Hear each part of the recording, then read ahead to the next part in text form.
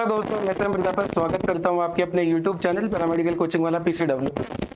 दोस्तों, आज एक और अपन इंपॉर्टेंट टॉपिक पर डिस्कस करेंगे जिसका नाम है BMW biomedical waste. Biomedical waste ऐसा टॉपिक है जो first year, second year, MLT, RT, OT कहीं पे भी क्वेश्चन पूछा जा सकता है। ऐसा कोई फिक्स नहीं है कि साहब ये सेकेंड ईयर में ही आएगा या फर्स्ट ईयर में ही आएगा, ये MLT में ही आएगा या ऑप्टो में आएगा, ऐसा कोई फिक्स नहीं है। ये ऐसा क्वेश्चन है जो कहीं पे भी कैसे भी पूछा जा सकता है। ये आपको 5 नंबर में भी पूछा जा सकता है और 20 नंबर में भी पूछा जा सकता है। इसके अलावा यदि अपन बात करें कम्पिटिटिव एग्जाम की, तो कम्पिटिटिव एग्जाम में भी बहुत सारे क्वेश्चंस इसमें से बनते हैं। सबके बारे में अपन 1 बाय 1 डिस्कस करेंगे। तो देखिए, आपके पास में यहाँ दिखाई दे रहा है बायोमेडिकल वेस्ट मैनेजमेंट के बारे में है।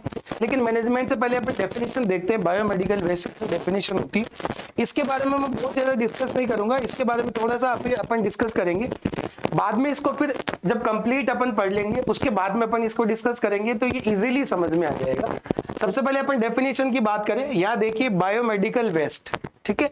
तो बायोमेडिकल वेस्ट में डेफिनेशन यदि आप देखें तो देखिए, diagnostic, treatment and research waste from hospital, clinicals and labs. इसके अलावा भी अपन इसकी एक और डेफिनेशन बोल सकते हैं कि हॉस्पिटल के अंदर जितना भी वेस्टेज निकलता है उसको भी अपन क्या बोलते हैं, मेडिकल वेस्ट बोलते हैं, बायोमेडिकल वेस्ट बोलते हैं। ये जो वेस्ट होते हैं ना, ये अलग अलग तरीके के होते हैं। ये ऐसे टाइप्स के होते हैं कि इनको जलाया भी जा सकता है, इनको रिसाइकिल भी किया जा सकता है, या फिर इनको अपन न्यूट्रलाइज करके भी यूज में ले सकते हैं वापस। तो इस तरीके के बहुत सारे होते हैं अपने पास में biomedical waste. Importance, infection control, क्योंकि यदि बहुत ज्यादा ये वेस्टेज रहेंगे और ये इधर उधर यदि हॉस्पिटल के अंदर फैले हुए रहेंगे तो इनकी वजह से क्या होगा, इन्फेक्शन वगैरह होगा। एनवायरमेंटल प्रोटेक्शन, ये तो सबसे इंपॉर्टेंट है। देखिए, आप कचरे की गाड़ी आती है सुबह सुबह, ठीक है। तो कचरे की गाड़ी में सबसे ज्यादा क्या रहता है, आजकल बहुत सारा कचरा एक जगह ले जाके डाल दिया जाता है। उसके बाद में जो भी प्रोसीजर होता है आगे का वो कर लिया जाता है। नहीं, आप सोचो वही कचरा यदि रोडों पे पड़ा रहे तो रोडों पे गंदगी रहेगी, इन्फेक्शन होंगे। आप यदि पैदल चल रहे हो तो आपके ऊपर इनके जो जीवाश्म वगैरह है, जीवाणु, बैक्टीरिया वगैरह, ये आके बैठेंगे तो उसकी वजह से भी आपको बहुत सारी स्किन प्रॉब्लम वगैरह हो सकती है। तो इसका मतलब ये हो गया कि साहब यदि आप एक जगह यदि उस वेस्टेज को रखोगे तो उसकी वजह से एनवायरमेंटल प्रोटेक्शन तो होगा ही होगा, क्योंकि वो सब जगह नहीं फैलेगा। इसके बाद में पब्लिक सेफ्टी, अभी मैंने बताया था पब्लिक सेफ्टी, मान लो बैक्टीरिया वगैरह, इनसे जो खतरा रहता है वो भी कम हो जाता है। तो ये सबसे इंपॉर्टेंट चीज, सबसे पहले इंपॉर्टेंट। और उसके बाद बात करते थे बेटा डेफिनेशन की। अब अपन बात करते हैं बेटा 1 बाय 1। देखिए, सबसे पहले बात करते हैं अपन बायोमेडिकल वेस्ट मैनेजमेंट। ये मैनेजमेंट वर्ड है ना, ये इंपॉर्टेंट वर्ड है बेटा। इसके अलावा अपन ने हॉस्पिटल मैनेजमेंट देखा था। हॉस्पिटल मैनेजमेंट में अपन ने देखा था कि बहुत सारे डिपार्टमेंट होते हैं, उन डिपार्टमेंट का सेपरेशन करना बहुत जरूरी है, ठीक है। कार्डियोलॉजी का अलग कर दिया, न्यूरोलॉजी का अलग कर दिया, रेडियोलॉजी का अलग कर दिया। ऐसे अपने पास में जो मैनेजमेंट होता है मेडिकल वेस्टेज का, वो भी ऐसे ही होता है। जैसे आपने कभी ना कभी नाम सुना होगा कि साहब ये जो रेड बैग है उसमें डालिए, या जो पॉलीथीन होती है रेड पॉलीथीन में डालिए, ब्लैक पॉलीथीन में डालिए, येलो या ब्लू पॉलीथीन में डालिए। तो उनमें जो कचरे का डिवाइडेशन होता है, वेस्टेज का जो डिवाइडेशन होता है, वो भी इसी तरीके से सेपरेट होता है। तो ये मैनेजमेंट जो वर्ड होता है वही काम में आता है सबसे ज्यादा। इसका था मैनेजमेंट कैसे किया जाए, क्योंकि बहुत सारे ऐसे होते हैं जिनको जलाना ही पड़ता है, बहुत सारे ऐसे होते हैं जिनको वापस काम में लिया जा सकता है, या बहुत सारे ऐसे होते हैं जिनको रिसाइकिल किया जा सकता है, ठीक है। देखिए, बायोमेडिकल वेस्ट मैनेजमेंट एक बहुत ही संवेदनशील और महत्वपूर्ण विषय है, ठीक है। कि सफाई अभियान चलता ही रहता है। सफाई अभियान आपने बहुत देख लिया, चलता रहता है। कचरे की गाड़ियां वगैरह आती रहती है, बहुत सारे बड़े बड़े कोई भी ऐसा कोई ओकेजन होता है उस पर बड़े बड़े नेता लोग होते हैं, वो भी क्या करते हैं, सफाई करते हुए आपको नजर आ जाएंगे। तो सफाई अपने आप में एक बहुत इंपॉर्टेंट फैक्टर है, विशेष रूप से हॉस्पिटल्स और लेबोरेटरीज। यहाँ पर क्योंकि इन्फेक्शन फैलने की जो पॉसिबिलिटी रहती है वो ज्यादा रहती है, इस वजह से यहाँ पर ज्यादा इंपॉर्टेंस दी जाती है इसको। भारत में इसे biomedical waste management rules number 2016, ये सबसे ज्यादा चला है बेटा, इस टाइम के तहत रेगुलेट किया जाता है। अब अपन 1 बाय 1 स्टेप देखते हैं। यदि आप यदि ध्यान से नोट देखते जाओगे, ये लेक्चर यदि आप देखोगे तो सारी चीजें आपको ऑटोमेटिक समझ में आती जाएगी, क्योंकि बहुत ज्यादा टेक्निकल या साइंटिफिक यहाँ पर चीजें नहीं है। सीधी सीधी सिंपल लाइन है, उनको आपको समझना है कि ये लाइन अपने को क्या बोलना चाहिए, ठीक है। आप उससे पढ़ोगे तो आपको भी समझ में आ जाएगा, कोई बहुत ज्यादा डिटेल नहीं। देखिए व्हाट इज बायोमेडिकल वेस्ट, कई बार ऐसा होता है यदि आपने नहीं भी पढ़ा होगा और अपनी मर्जी से थोड़ा बहुत भी लिख के आते हो, जो हॉस्पिटल में आप देखते हो डेली लाइफ के अंदर, वो भी लिख के लेके आते हो, तो इसमें भी आपको नंबर मिलते हैं। ठीक है, बाकी देखिए जैसे कॉम्पिटिटिव एग्जाम के अंदर तो आपको सटीक ही आंसर देना होता है बेटा। वहां पर अपन क्योंकि 4 ऑप्शन आते हैं, 4 में 50-50 या 20-25% करके अपन आंसर नहीं लगा सकते। वहां पर तो एग्जैक्ट 100% 1 पे ही जाना चाहिए। ऐसा नहीं होता वहां पर किताब यदि 50% यदि सही आधा सही है तो आधा नंबर मिलता है, ऐसा कुछ नहीं। वहां सही तो सही होता है, रॉन्ग तो रॉन्ग होता है। ठीक है, right to right, wrong to wrong. यार देखिए बेटा, तो इसलिए बोल रहा हूँ कि यदि आपका डेस्क्रिप्टिव पेपर रहता है तो उसमें आप थोड़ा बहुत यदि उल्टा सीधा भी लिख देते हो तो भी आपको मार्क्स मिल जाते हैं, क्योंकि सिंपल सा टॉपिक है, वेस्टेज के ऊपर है, वेस्टेज के ऊपर आप खूब लिख सकते हो। जैसे छोटी क्लासों के अंदर एसएसटी सब्जेक्ट में आप लिखते हो, दुनिया भर की चीजें लिख के आते हो, एक लाइन सीधी उल्टी फिर बीच में से आडी टेढ़ी, ऐसे ही आप बायोमेडिकल वेस्ट में भी लिख सकते हो। लेकिन टेक्निकल वर्ड यदि आपको पता रहेंगे तो अच्छे मार्क्स मिलने की पॉसिबिलिटी सबसे ज्यादा रहती है। तो देखिए what is the biomedical waste, परिभाषा देखिए, कोई भी कचरा जो इंसानों या जानवरों के इलाज, डायग्नोसिस और ट्रीटमेंट या रिसर्च के दौरान पैदा होता है, उसे क्या बोलते हैं बेटा, बायोमेडिकल। देखिए ये मेडिकल वेस्टेज आते हैं। ठीक है, सबकी बात नहीं कर रहे अपन। मेडिकल में जितने भी वेस्टेज आएंगे वो कहां से आएंगे, या तो इंसानों से आएंगे, ह्यूमन बीइंग से आएंगे, या एनिमल से आएंगे। या तो ये किससे आएंगे बेटा, ह्यूमन बीइंग से आएंगे,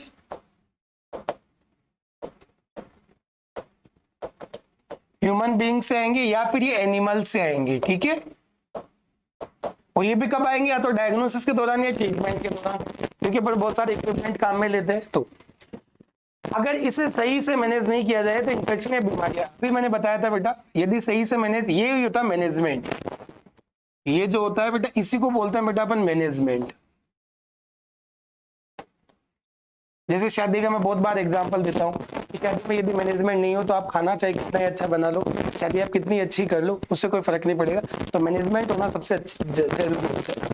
अब कचरे का वर्गीकरण, सेग्रीगेशन, ये सबसे इंपॉर्टेंट पार्ट होता है बेटा।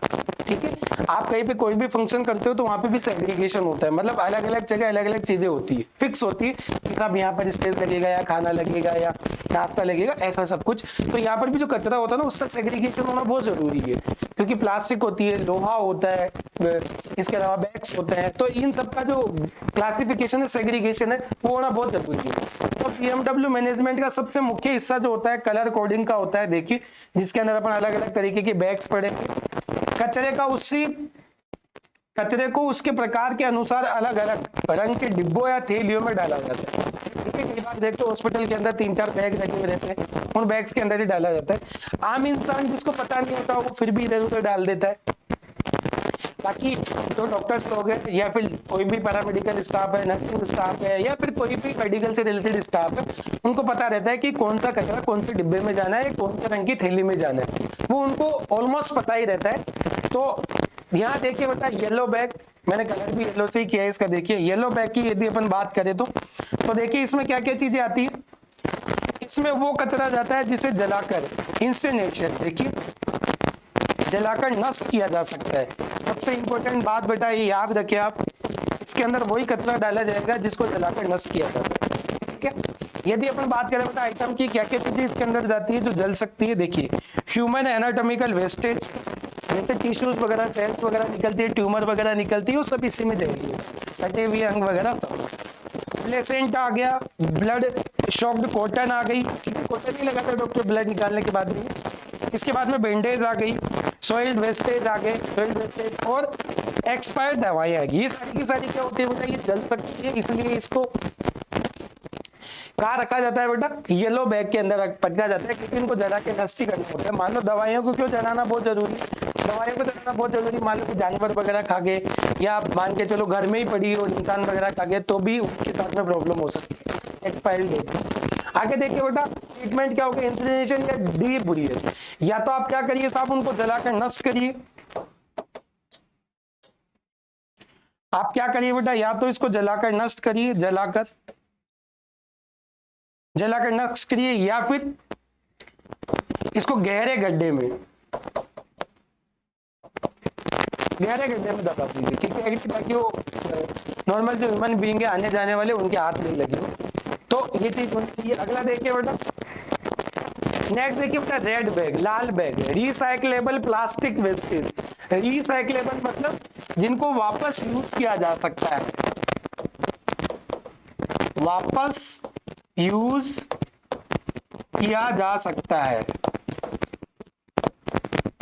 ठीक है। वो इसमें केवल प्लास्टिक का कचरा आ जाता है जिसके बाद में रिसाइकिल किया जाता है, ठीक है कि नहीं। हो सकता है प्लास्टिक को वापस जला गलाकर दूसरी चीजें बना ली जाए, तो इसकी वजह से रिसाइकिल। तो देखिए इसमें क्या क्या चीजें जाती है बेटा, आईवी सेट, सिरिंज, ये सब प्लास्टिक होती है बिना सुई के। देखिए सिरिंज जिसमें ब्लड वगैरह सैंपल वगैरह ली जाती है, ऐसी होती है बेटा, इसकी सिरिंज अलग हिस्सा होता है।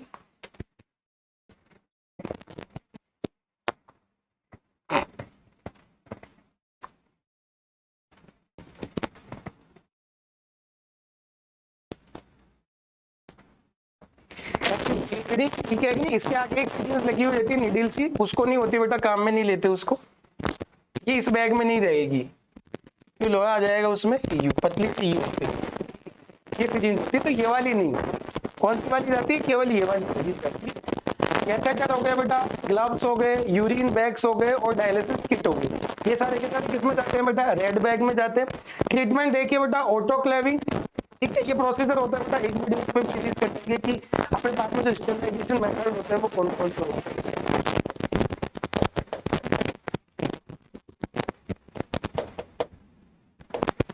स्टेरिलाइजेशन मेथड कौन कौन से होते हैं, ठीक है कि नहीं।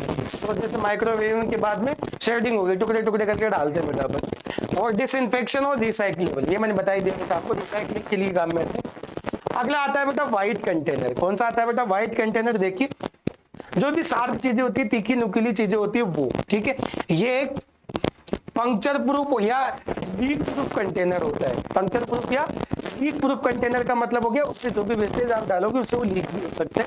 आइटम देखिए, नीडल हो गई, सिरिंज विद फिक्स नीडल, स्केल्विन सेट आता है बेटा, और ब्लेड वगैरह ये आती है, ठीक है। इसका बहुत ध्यान रखा जाता है बेटा, बहुत सावधानी से इसको सेग्रीगेट किया जाता है बेटा, क्योंकि नीडल आपके लग सकती है, ब्लेड लग सकती है, किसी की भी जो भी मतलब सेग्रीगेट करेंगे उनके। तो ट्रीटमेंट देखिए, स्टेरिलाइजेशन और फिर लोहे के रूप में डिस्पोजेबल, ठीक है कि नहीं। या तो क्या हो सकती है भाई, स्टेरिलाइजेशन करके, ये सब देखो ऑटोक्लेविंग का जो मेथड होता है, ये भी कई बार किसका होता है बेटा, स्टेरिलाइजेशन का मेथड होता है, तो यहाँ पे भी काम में आ सकता है वो। आगे देखिए बेटा, अगला जो बॉक्स आता है अपने पास में वो कौन सा आता है बेटा, ब्लू बॉक्स, नीला, ठीक है। ग्लास वेयर, ग्लास के जो सामान होते हैं वो इसमें डाले जाते हैं। जैसे कि इसके अंदर यदि बात करें, ये कार्डबोर्ड बॉक्स या नीले रंग का प्लास्टिक कंटेनर होता है, कार्डबोर्ड बॉक्स होता है बेटा, ठीक है। नॉर्मल जो बॉक्स होता है वो वाले होते हैं ये। इसके अंदर देखिए बेटा आइटम, ब्रोकन ग्लास हो गए, टूटे हुए ग्लास, मेडिसिन वायल, वायल नहीं होती जिसके अंदर ब्लड लेते हैं, ब्लड सैंपल लेते हैं ना, यूं ऐसी वाली होती है, कैप होते हैं उनके ऊपर लगे हुए यूं, ठीक है। वायल्स हो गए, एम्पुला हो गए, और मेटेलिक इम्प्लांट्स जो होते हैं वो सारे के साथ इसी में डाले जाते हैं। ट्रीटमेंट कैसा होगा बेटा, डिसइंफेक्शन और रिसाइकलिंग, ये भी क्या किया जा सकता है, डिसइंफेक्टेड किए जा सकते हैं, मतलब जैसे कि स्टेरिलाइजेशन मेथड के द्वारा डिसइंफेक्टेड किया जा सकता है, रिसाइकलिंग भी की जा सकता है, तोड़ मरोड़ के वापस बनाया जा सकता है। इसके बाद में अपन बात करते हैं steps in biomedical waste management, प्रक्रिया के तरफ कि जो बायोमेडिकल वेस्ट होते हैं उनको कैसे मैनेज किया जा सकता है, ठीक है। मैंने बताया बेटा इनको अलग अलग तरीके से मैनेज किया जा सकता है। सबसे पहले बात आती है बेटा जनरेशन की, ये कहां से मतलब उत्पन्न कहां से होते हैं,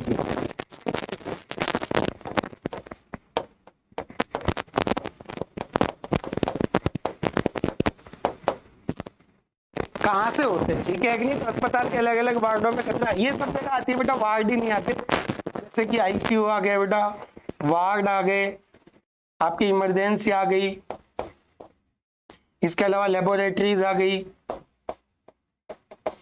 इसके अलावा रेडियोलॉजी डिपार्टमेंट आ गया, सब जगह मतलब जहां पर भी चीज होती, ठीक है। उसके बाद में आती है सेग्रीगेशन, सेग्रीगेशन मैंने बताई दिया, पॉलीथीन या डिब्बे वगैरह जो भी व्हाइट ब्लू कैसा भी हो, कचरे को सही रंग के बैग में डाला जाता है। सबसे महत्वपूर्ण स्टेप यही है बेटा, ठीक है कि नहीं। चलो नीडल वगैरह ये है, ये रेड बैग में अपन डाल दी तो बहुत बड़े प्रॉब्लम हो सकती है यहाँ पर, ठीक है। जो सेग्रीगेट करेगा उनकी चुभ सकती है, लग सकती है, ये सब चीजें, ठीक है। जैसे ब्लू में डाल दिए तो ये सब चीजें अपने को ध्यान रखनी है। आगे देखिए बेटा कलेक्शन एंड स्टोरेज, क्योंकि यदि जब भी अपन सेग्रीगेट करेंगे तो बैग के अकॉर्डिंग करेंगे कि शायद हो सकता है इसमें ऐसा ही कचरा हो, इसमें ऐसा ही कचरा हो, तो उनकी सफाई वगैरह भी इसी, उनका जो सेग्रीगेशन होता है वो भी इसी तरीके से होता है। आगे देखिए बेटा कलेक्शन एंड स्टोरेज, कलेक्शन कहाँ किया जाए, स्टोर कैसे किया जाए। तो कचरे को इकट्ठा करना, हॉस्पिटल में कचरा 48 घंटे से ज्यादा स्टोर नहीं होना चाहिए। देखिए ये जो पॉलीथीन वगैरह होती है ना, ये ऑलमोस्ट 24 आवर में ही चेंज हो जाती है, चेंज हो जाती है, लेकिन फिर भी यदि ज्यादा से ज्यादा यदि रखना पड़े, जैसे कि बहुत ज्यादा प्रीमियम हॉस्पिटल नहीं है तो वहां पर भी 48 आवर से ज्यादा नहीं रखना चाहिए, ठीक है नहीं, क्योंकि बाहर के टाइम पे छोटे जो हॉस्पिटल होते हैं वहां पर इतना ज्यादा स्टाफ तो होता नहीं है, तो जो बैग्स होते हैं वो भी इतने ज्यादा नहीं भरते, तो वहां पर फिर भी लेट बाय लेट करते रहते हैं, 48 के 72 भी हो जाते हैं, 72 के फिर 96 भी हो जाते हैं, मतलब 4-5 दिन तक उसमें डाला जाता है। तो ऐसा नहीं होना चाहिए, कचरे को 48 आवर के अंदर ये डिस्पोज हो जानी चाहिए। आगे देखिए बेटा ट्रांसपोर्टेशन, विशेष बंद गाड़ियों में कचरे को ट्रीटमेंट प्लांट किया जाता है, ठीक है नहीं, ऐसे नहीं खुले गाड़ियों में लेके जाएंगे तो रोड वगैरह पे कचरे बचने हो जाएंगे, ठीक है।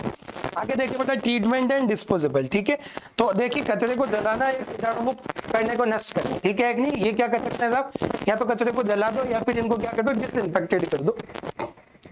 आगे देखिए बेटा मेजर ट्रीटमेंट टेक्नोलॉजी की यदि बात करें तो कौन कौन सी होती है। सबसे पहले आती है बेटा इंसिनरेशन, इंसिनरेशन का मतलब क्या हो गया बेटा, जलाना, जो भी कचरा है उसको क्या कर दो साहब, जला दो, जलाना, या फिर डीब्रू बताया था बेटा, गाड़ दो अंदर गड्ढे के अंदर। तो बहुत ऊंचे तापमान पर, तापमान देखिए कितना ज्यादा है, 800 डिग्री सेंटीग्रेड से कितना ज्यादा है, ठीक है, कचरे को जलाकर राख बना दिया जाता है। आगे देखिए बेटा ऑटोक्लेविंग, ये स्टरलाइजेशन का मेथड होता है बेटा, ऑटोक्लेविंग, भाप और प्रेशर का उपयोग करके कीटाणु नाशक करना, डिसइंफेक्टेड। आगे देखिए होता है केमिकल डिसइंफेक्शन, कई बार हो सकता है इनके, जैसे कि मान के चलो सिरिंज वगैरह है, सिरिंज वगैरह आप मान के चलो नहीं हो सकती, तो उनके लिए फिर क्या काम में लेते हैं, फिर केमिकल वगैरह काम में लेते हैं, क्योंकि यदि भाप वगैरह तो क्या हो जाएगी, मेल्ट हो जाएगी, पिघल जाएगी।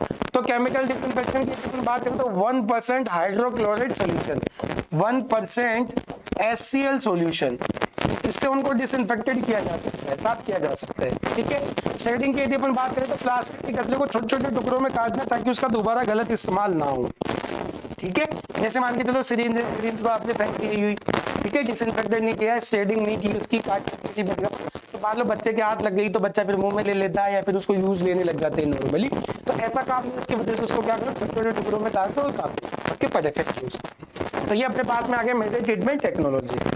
आगे यदि अपन बात करें तो देखिए टेबल मैंने बनाई है, टेबल के अंदर सब चीजों को अलग अलग तरीके से, यहाँ पर एमसीक्यू टाइप क्वेश्चन ज्यादा बनते हैं, ये वाला जो पार्ट अपन पढ़ ना बेटा, एमसीक्यू टाइप के क्वेश्चन आते हैं वो ज्यादा बनते हैं, जैसे कि येलो बैग में कौन सा, रेड में कौन सा, व्हाइट में कौन सा, तो ब्लू में कौन सा, ये 4 तरीके के बैग अपने पास में होते हैं जिनको याद रखना है बेटा।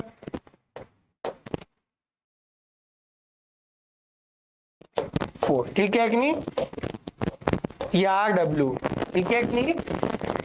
तो क्या आएगा बेटा, देखिए इन्फेक्शन और एनाटॉमिकल जो भी चीजें आती है, जैसे ह्यूमन और चाहे इसके अंदर एनिमल भी अपन काउंट कर सकते हैं, जैसे कि स्टार्टिंग में अपन ने पढ़ा प्लास्टिक और रिसाइक्लेबल जो भी रिसाइकिल हो सकती है। उसके बाद में शार्प, वो किस में जाना है, व्हाइट में, ये व्हाइट में ही डालने हैं, ये ऐसे नहीं रेड में डाल दे तो फिर इनकी प्रॉब्लम हो सकती है जब सेग्रीगेशन इनका किया जाता है।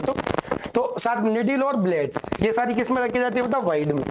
इसके बाद में देखो यहाँ पर अपन बात करें बेटा ब्लू में क्या आता है, ग्लास वेयर या वाइल्स, ठीक है, जैसे कांच का सामान होता है वो किसमें डाला जाता है, इसमें डाला जाता है। बहुत आसान चीजें हैं, ये आपको याद ही रखनी है, कोई ट्रिक नहीं है। देखिए बेटा जलाना, क्या था, ऑटोक्लेविंग, स्टरलाइजेशन, या फिर छोटे छोटे टुकड़ों में तोड़ना ताकि वापस उनको यूज नहीं किया जा सके। आगे देखिए स्टरलाइजेशन का मेथड ही होता है बेटा ऑटोक्लेविंग, ठीक है कि नहीं। आगे देखिए डिसइंफेक्टेड, ये सारे एक पूरा ट्रीटमेंट के जो मेथड है वो, तो यहाँ पर बहुत सारे क्वेश्चंस बन जाते हैं। अभी तो आपके सामने इसलिए आपको लगता है बहुत आसान है, लेकिन जैसे ही गायब हो जाएगी, ये वाली चीजें गायब हो जाएगी, एक एक ऑप्शन दिए जाएंगे तो आप लगता है यार ये किस में डाला जाता है, किस में डाला जाता है, तो आपको ये चीजें याद ही रखनी है, ठीक है। आगे देखिए बेटा जनरल रूल्स एंड सेफ्टी, यदि नो मिक्सअप, कभी भी जनरल वेस्टेज जैसे खाने के छिलके कागज को बायोमेडिकल वेस्ट के साथ न मिले, जनरल काले डिब्बे में डाले जाते हैं ये।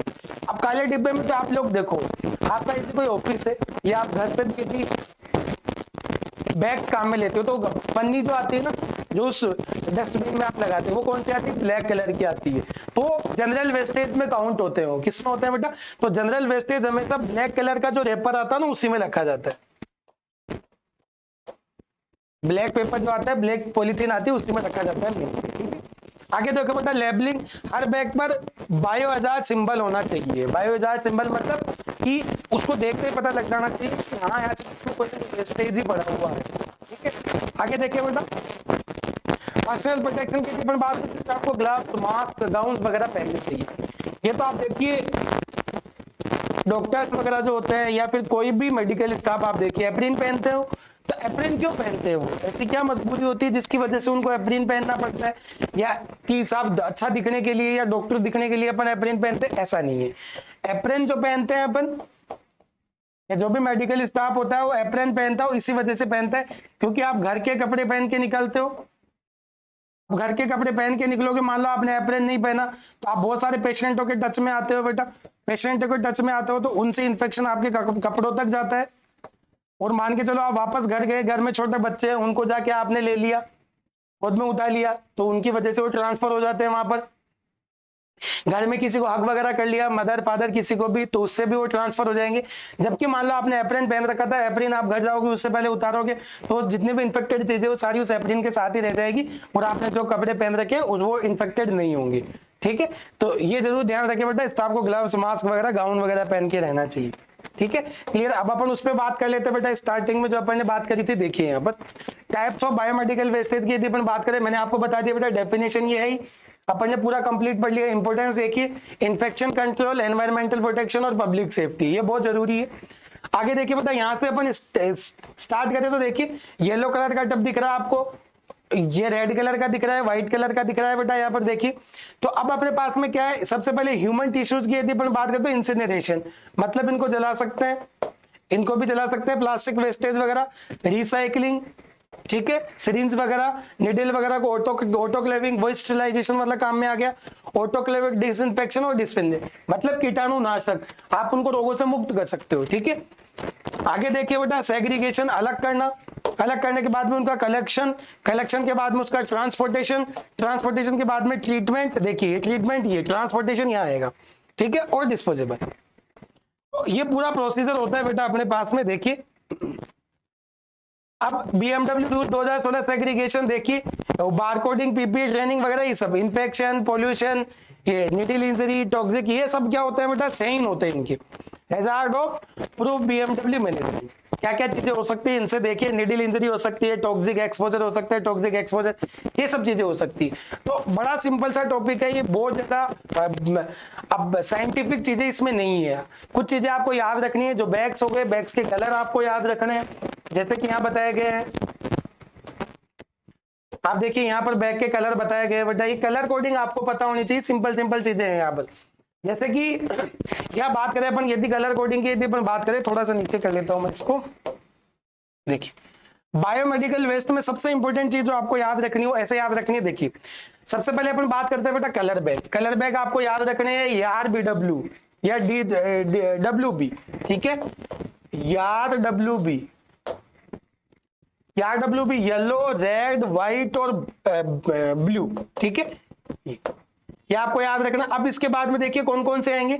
सबसे पहले येलो के अंदर यदि अपन बात करें तो कौन से पार्ट आएंगे, देखिए इन्फेक्शियस जो पार्ट होते हैं वो, और एनाटॉमिकल पार्ट होते हैं वो, प्लास्टिक और रिसाइक्लेबल 7%। तो इसी क्रम में आपको इसी ऑर्डर में याद रखना है इनको, ठीक है, और इनका जो ट्रीटमेंट मेथड है वो कौन कौन सा है, तो इस तरीके से अपने को याद रखनी।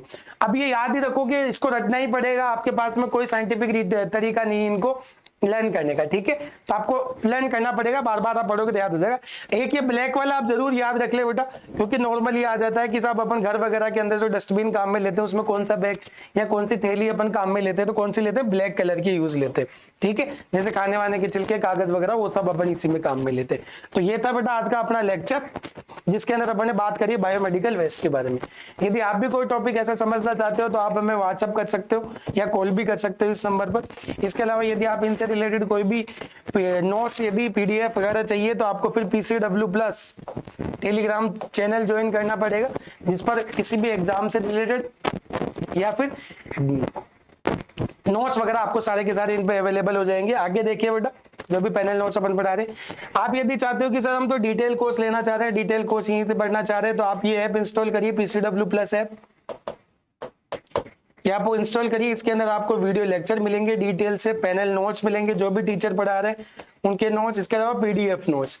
पीडीएफ नोट्स को दो भागों में कैटेगराइज किए हमने। एक होता है बेटा मिक्स लैंग्वेज, जिसके अंदर हिंदी प्लस इंग्लिश ये आती है और इंग्लिश अलग से आती है इसके अंदर। बाकी यदि आज फर्स्ट टाइम यदि आप ये चैनल देख रहे हो यूट्यूब चैनल, तो आप ये जो चैनल है वो सब्सक्राइब जरूर कर ले और बेल आइकन जरूर दबा दे, ताकि जब भी नया वीडियो आए तो आप तक नोटिफिकेशन जरूर पहुंच सके। ठीक है, बाकी तो आप ज्यादा से ज्यादा ये यूट्यूब चैनल आप शेयर करिए, ताकि जो भी बच्चे पैरामेडिकल की कोई भी कम्पिटिटिव एग्जाम या फिर अकेडमी की तैयारी कर रहे हो तो उन तक ये चैनल पहुंच सके। Thank you, bye and take care.